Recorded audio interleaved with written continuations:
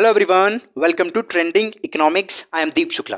तो पिछली वीडियो में हमने समष्टि अर्थशास्त्र यानी मैक्रो इकोनॉमिक्स का इतिहास देखा था, अर्थ और परिभाषाएं देखी थी और व्यापक अर्थशास्त्र के जो प्रकार थे, व्यापक स्थैतिक, व्यापक प्रायोगिक, व्यापक तुलनात्मक स्थैतिक, इन सब के बारे में डिस्कस किया था। और हमने डिस्कस किया था कि कैसे जॉन मेनार्ड कीन्स ने, जिनकी पुस्तक the general theory of employment, interest and money थी, जो कि 1936 में छपी, क्रांति ला दी थी अर्थशास्त्र के क्षेत्र में। आप वो वीडियो हमारे प्लेलिस्ट में जाकर वहां से देख सकते हैं।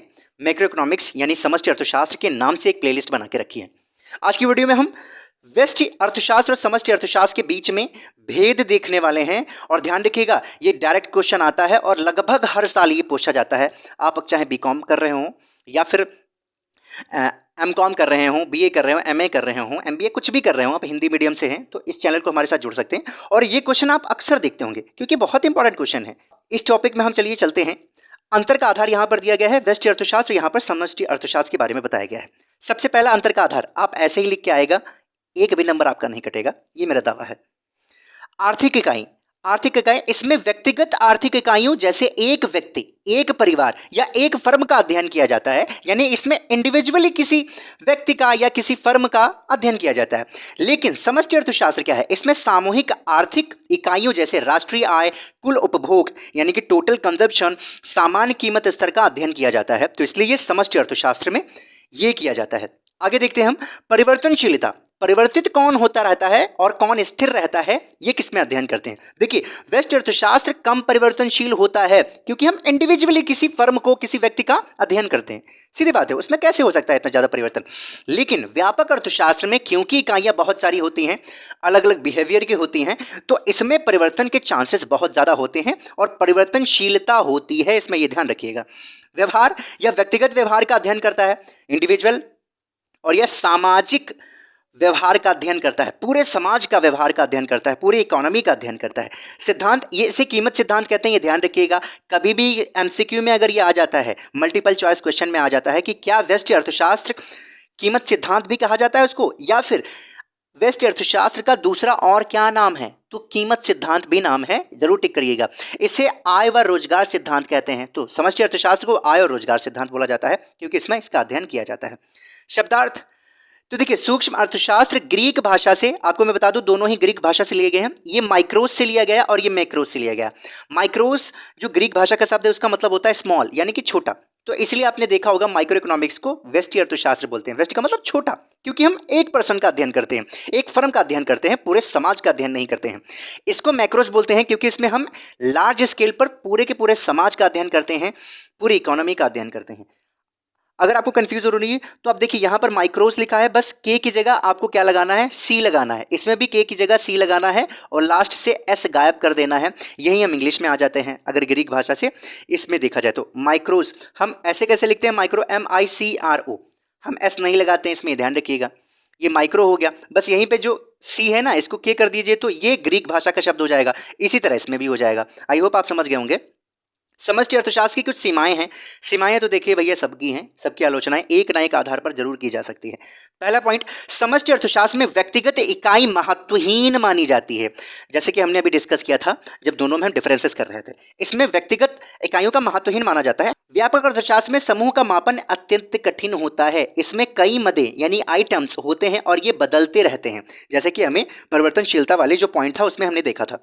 कुछ कुल आर्थिक व्यवहार व्यक्तिगत इकाइयों का कुल जोड़ ही होता है। जैसे कि हमने बोला था व्यक्तिगत इकाई महत्वहीन होते हैं, इसका मतलब ये नहीं कि उसको लेंगे ही नहीं। जब इसको अध्ययन ही नहीं करेंगे तो हम समष्टि अर्थशास्त्र को कैसे जान पाएंगे, निकाल ही नहीं सकते हैं। वही चीज यहाँ पर बोला गया है। परंतु यह आवश्यक नहीं है कि जो बात एक व्यक्ति पर लागू हो वह एक समूह पर भी लागू होती हो। लेकिन ये बिल्कुल सही बात है। अभी हम आगे पढ़ेंगे फैलेसी ऑफ कॉम्पोजिशन, तो उसमें समझ में आएगा। ठीक है, एकत्रीकरण का जो भ्रम होता है वो चीज़ हम अभी आगे समझेंगे। यानी एक व्यक्ति जैसे है उसके बारे में अगर अध्ययन कर रहे हैं तो उसमें परिवर्तन बहुत कम होते हैं। लेकिन जैसे ही आप एक से ज़्यादा व्यक्ति के बारे में अध्ययन करते हैं तो अगर उसका एवरेज निकालेंगे तो क्या होता है, परिवर्तनशीलता बहुत होती है। इसमें बहुत ज़्यादा हो सकता है, इसमें बहुत कम, इसमें बहुत ही ज़्यादा हो सकता है। तो यही चीज़ है, इसीलिए व्यष्टि अर्थशास्त्र में परिवर्तन कम होते हैं, उसमें ज़्यादा होते हैं, समष्टि अर्थशास्त्र में ज़्यादा होते हैं। अब इसको एग्जाम्पल के थ्रू समझते हैं। यहाँ पर देखिए, एक व्यक्ति जब एक भीड़ का अंग बन जाता है तो उसकी व्यक्तिगत सोच गौड़ हो जाती है। बहुत ही इंपॉर्टेंट चीज बोली गई है। वह उसी तरह का कार्य करने लगता है जैसा वह भीड़ करेगी। इसी को एकीकरण का भ्रम यानी फैलेसी ऑफ कॉम्पोजिशन कहा जाता है, जैसे कि हमने अभी आपको एग्जाम्पल देके समझाया था। आगे हम देखते हैं चौथी जो कमी है वो बचत का विरोधाभास है। ये बहुत ही इंपॉर्टेंट पॉइंट है, आपसे ये पूछा जा सकता है। इवन जब मैं था ना उसके आसपास कई बार ये पूछा गया था उन सालों में, ठीक है। तो देखिए बचत का विरोधाभास आखिर है क्या, बहुत इजी तरीके से समझाएं हम आपको, तो समझिए।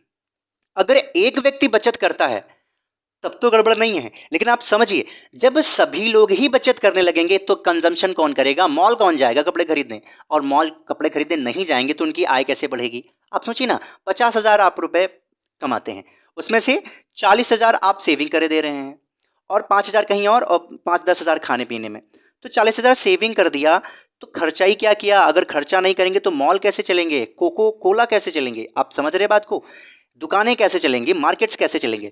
इसीलिए जब बहुत सारे लोग करने लगते हैं बचत तो दिक्कत होने लगती है। इसी के संबंध में प्रोफेसर बोल्डिंग ने बहुत अच्छी बात कही, अभी हम आगे देखेंगे, जिसको मैक्रो इकोनॉमिक्स पैराडॉक्सिस बोला जाता है इन सभी चीजों को, ठीक है। सबसे पहले हम बचत का विरोधाभास पढ़ लेते हैं। देखिए बचत का विरोधाभास भी व्यापक अर्थशास्त्र की एक सीमा है।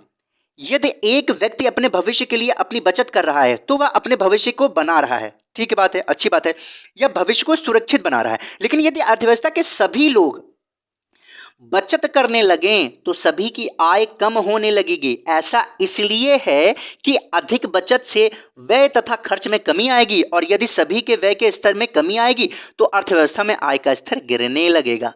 आप ये बात समझ पा रहे हैं, यही बचत का विरोधाभास है। प्रोफेसर बोल्डिंग ने कैसी अच्छी बात कही, आइए हम देखते हैं। इन्होंने देखिए क्या कहा, प्रोफेसर बोल्डिंग ने इन कठिनाइयों सीमाओं को समष्टि अर्थशास्त्र का विरोधाभास, जिसको बोलते हैं मैक्रो इकोनॉमिक्स पैराडॉक्सिस कहते हैं, ये बोला। क्या कहा, जो एक व्यक्ति पर लागू किए जाए तो सत्य होते हैं, परंतु जब समस्त अर्थव्यवस्था पर इसे लागू कर दिया जाए ना तो असत्य हो जाते हैं। जितनी भी ऊपर हमने चीजें पढ़ी, ठीक है, व्यक्तिगत इकाई महत्वहीन है, मतलब विरोधाभास, उसके बाद हमने फैलेसी ऑफ कॉम्पोजिशन पढ़ा, ये सारी ही चीजें जब एक व्यक्ति पर अप्लाई हो तो ये सत्य हो जाती हैं, लेकिन जैसे ही पूरे समाज का अध्ययन करते हैं तो ये क्या होने लगती हैं, असत्य होने लगती हैं धीरे धीरे, ठीक है। तो ये सारी चीजें हैं। अगली वीडियो में हम आय का चक्रीय प्रभाव पढ़ेंगे। बाकी आपको वीडियो कैसा लगा हमें कमेंट्स में बता सकते हैं। यूजफुल लग रहा हो तो कमेंट जरूर करिएगा। वीडियो कैसी बनाएं आप हमें ये भी कमेंट्स कर सकते हैं, किस तरह से बनाएं ये भी कमेंट्स कर सकते हैं। नेक्स्ट वीडियो में मिलेंगे, टिल देन बाय बाय।